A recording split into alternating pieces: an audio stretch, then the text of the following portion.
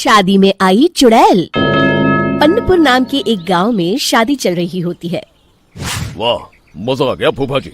शादी में क्या खाना बना है, बाराती तो उंगलियां चाटते रह जाएंगे।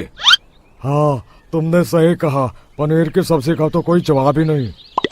दूसरी तरफ पंडित जी फेरों की तैयारी कर रहे होते हैं कि तभी वहाँ एक चुड़ैल आ जाती है। अरे मर गया रे, ये चुड़ैल यहाँ क्या कर रही है? अरे दिवाकर जी, ये आपकी कौन सी रिश्तेदार है? अरे मुझे क्या पता, क्यों भाग्यवान, कहीं ये तुम्हारे मायके से तो नहीं आई है?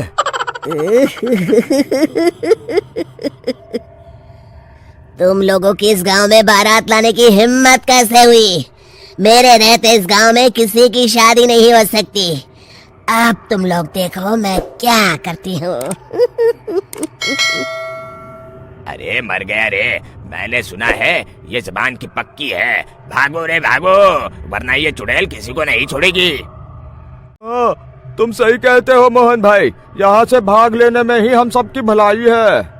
देखते ही देखते शादी के मंडप में भगदड़ मच जाती है और चुड़ैल सब कुछ उजाड़ कर रख देती है। फिर एक दिन मोहन की शादी तय हो जाती है। अरे भाई, अगले हफ्ते मेरी शादी तय हो गई है, लेकिन इस चुड़ैल की दहशत के मारे तो मेरे हाथ पैर कांप रहे हैं। अरे मोहन, तुम्हारा दिमाग तो खराब नहीं हो गया? तुम अपने साथ साथ हम सब गांव वालों को भी बलि का बकरा बनाना चाहते हो? उस चुड़ैल के रहते तुमने अपनी शादी के बारे में सोच भी कैसे लिया? देखो गोपाल, डर तो मुझे भी लग रहा है, लेकिन उस चुड़ैल के डर से मैं जिंदगी भर कुंवारा तो नहीं रह सकता। तभी वहाँ मोहन के होने वाले ससुर आ जाते हैं। अरे ससुर जी आप? देखो, अब तक मैं तुम्हारा ससुर बना नहीं हूँ और शायद बनूंगा भी नहीं। ये आप क्या कह रहे हैं? मैंने तो शादी का कोड भी सिलवा लिया है। मैं अपनी बेटी की शादी किसी अच्छे गांव में कराना चाहता हूँ। तुम्हारा गांव तो भूतिया गांव है। मैं तो क्या, अब तो कोई भी अपनी लड़की इस गांव वालों को नहीं देगा। इस तरह चुड़ैल के डर से उस गांव में किसी की भी शादी नहीं हो पाती। फिर एक दिन गांव के जमींदार अपनी बेटी की शादी करने का विचार करते हैं, लेकिन चुड़ैल के डर से उनकी भी हिम्मत जवाब दे देती है। अगर मेरी बेटी की शादी तय समय से नहीं हुई तो मेरी नाक कट जाएगी। मुझे कुछ करना ही होगा। एक सलाहकार के कहने पर जमींदार काशी से एक बहुत ही नामी तांत्रिक को अपने घर बुलवाते हैं, जो भूत चुड़ैल को पकड़ने में माहिर माना जाता था। जमींदार साहब, आप चिंता मत करिए। इस गांव की सीमा में प्रवेश करते ही मुझे उस चुड़ैल के बारे में सब पता चल गया था। आप उसे जल्दी से जल्दी कैद कर लीजिए ताकि मैं अपनी बेटी की शादी कर सकूं।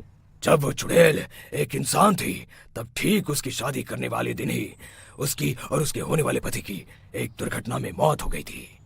उसका होने वाला पति आज भी भूत बनकर जंगल में भटकता है। इसलिए जब तक चुड़ैल की शादी नहीं हो जाएगी, वो किसी और की भी शादी नहीं होने देगी। ये आप क्या कह रहे हैं? अगर वो भूत भी हमारे गांव में आ गया तब हमारा क्या होगा? ये आदमी बीच में बहुत बोलता है, इसे बाहर निकालो। उसके बाद तांत्रिक बताते हैं कि अगर उस भूत के साथ चुड़ैल की शादी करा दी जाए तो वो चुड़ैल हमेशा हमेशा के लिए उस गांव को छोड़कर चली जाएगी। जमींदार साहब, आप अपनी बेटी की शादी की तैयारी शुरू कर दीजिए। मैं कुछ गांव वालों को अपने साथ लेकर उस भूत को ढूंढने जंगल की ओर जाता हूँ। इस तरह जमींदार निश्चित होकर अपनी बेटी की शादी करवाने लगते हैं, लेकिन तभी वहाँ चुड़ैल आ जाती है। मैंने तुम गांव वालों को समझाया था ना कि इस गांव में कभी कोई शादी नहीं करेगा। लगता है तुम लोग मुझे हल्के में ले रहे हो। चुड़ैल जमींदार की बेटी को उठा लेती है। अब देखती हूँ बिना दुल्हन के तुम लोग शादी कैसे करोगे। मैं इसे अपने साथ ले जा रही हूँ। छोड़ मुझे, पिताजी, मुझे बचाइए। अरे कोई मेरी बेटी को बचाओ। तभी तांत्रिक उस भूत को लेकर वहां पहुंचता है। अरे भाग्यवान, रुको, इन मासूमों को परेशान मत करो, मैं आ गया हूँ। अब तुम मेरे साथ चलो। चुड़ैल बहुत खुश हो जाती है। आप आ गए, चलिए अब हम मंदिर में चलकर शादी कर लेते हैं। अरे अरे अरे अरे, ये क्या कह रही हो? मंदिर में जाके दोबारा मरना है क्या? चलो, आज से हम जंगल में रहेंगे।